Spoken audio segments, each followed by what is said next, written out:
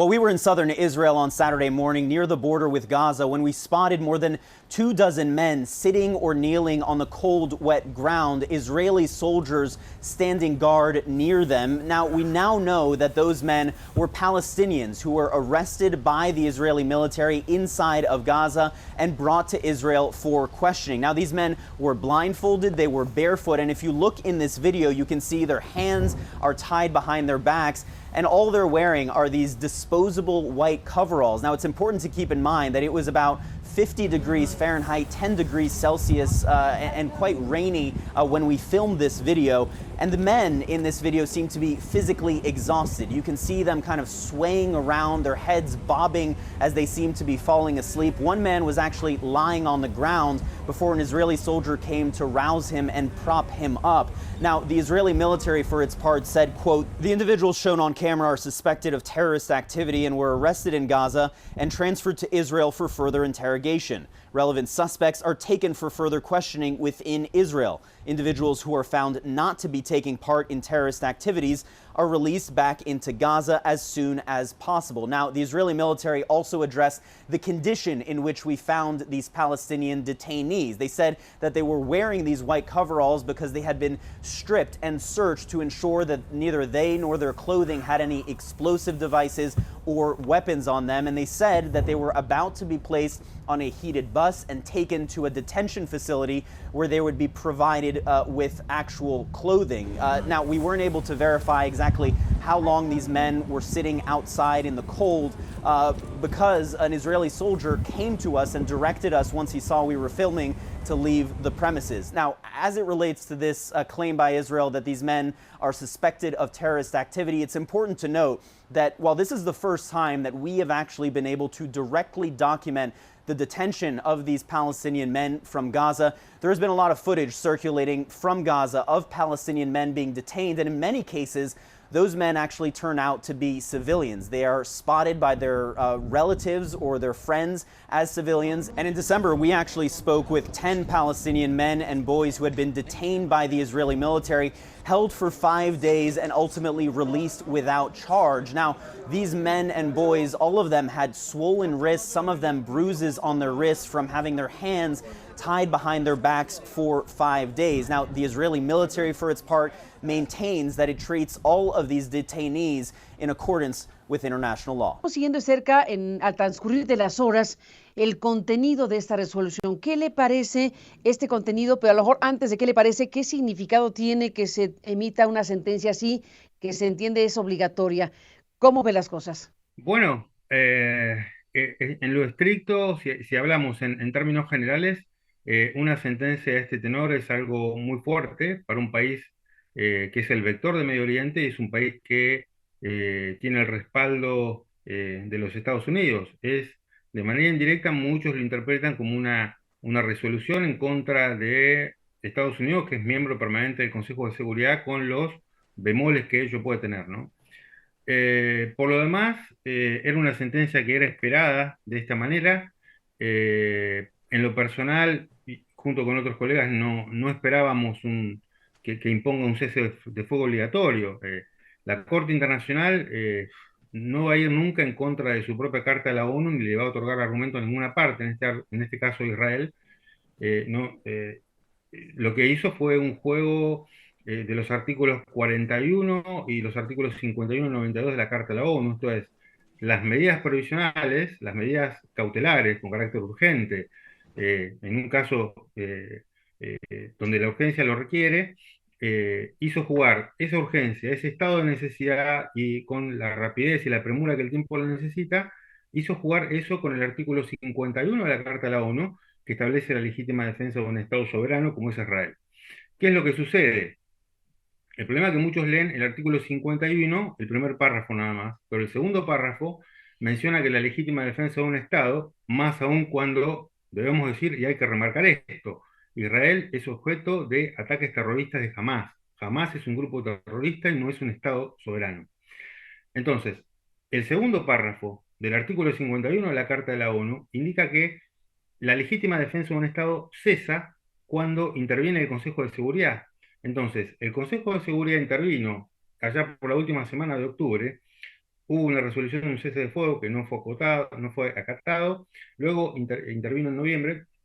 O sea, de la lectura de la resolución de hoy que leyó la señora Joan Donoghue, norteamericana ella, que no es un dato menor, y presidenta de la Corte Internacional de Justicia, se extrae que la lectura que han hecho es que, bueno, en noviembre ha comenzado una ofensiva militar israelí con ciertos excesos que venimos a frenar ahora, ¿no? Eso dijo la Corte hoy.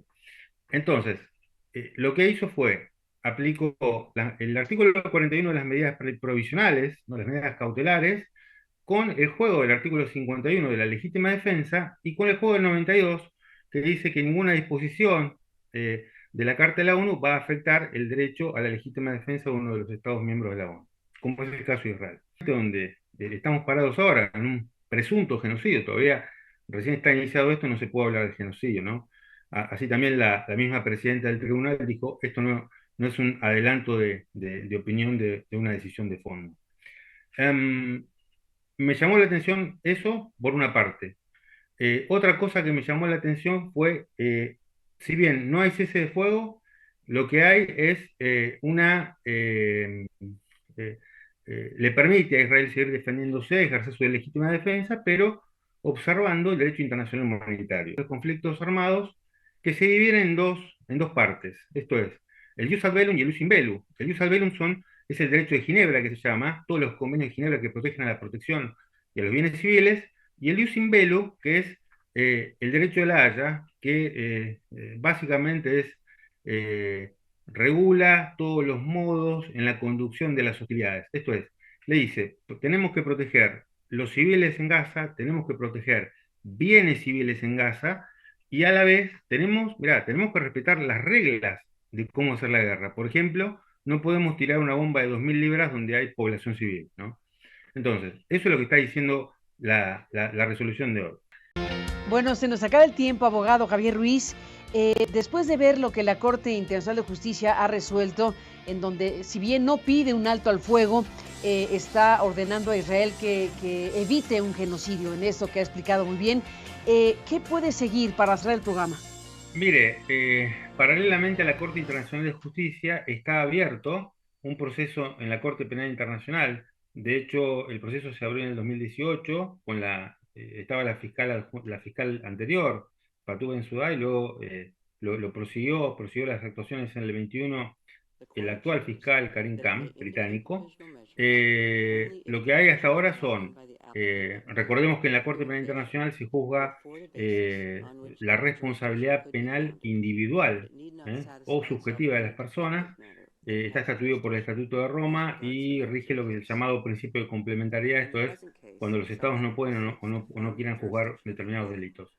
Lo que hay son hasta ahora presentaciones, más de 400, respecto de víctimas, respecto de NGOs, ONGs que presentan, y no es que abran, y hay una remisión también, encabezada por Sudáfrica y 3 países más de África, y hay una remisión, digamos, de este país, pero no es que hay una investigación específica de ellos, sino que todo se va acumulando a la misma investigación, ¿no? En la cual Palestina, recordemos, es Estado parte del Estatuto de Roma, Israel no es parte del Estatuto de Roma, pero los crímenes de guerra, como son de aquellos crímenes que se cometen en un Estado y terminan o se perpetran o se consuman en otro, pueden ser perfectamente juzgados cualquiera de las dos nacionalidades. Pero reitero, Palestina es Estado miembro de la Corte Penal Internacional, Israel no es Estado miembro de la Corte Penal Internacional. CNN international diplomatic editor Nick Robertson is in Tel Aviv with more on the allegations and the fallout.